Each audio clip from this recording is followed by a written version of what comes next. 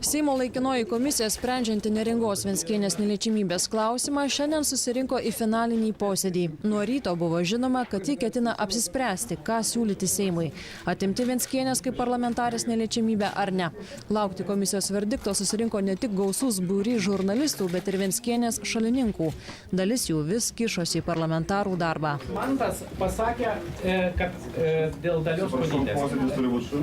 Viskas tvarkoje, bet prašom duoti pasakyti. Mėly žmonės, mes labai atsiprašom. Tokių darbo sąlygų neapsikentę dalis parlamentarų panoro uždaro posėdžio. Bus replikos spaudimas ir jau dabar yra. Ir tai, man atrodo, yra labai aiškus argumentas, kad siekiant normaliai dirbti, atviro posėdžio toliau mes nebegalime, jau dalyvaujantį publiką įrodė, kad ji nepajėgi laikytis garbingo stebėjimo taisyklių.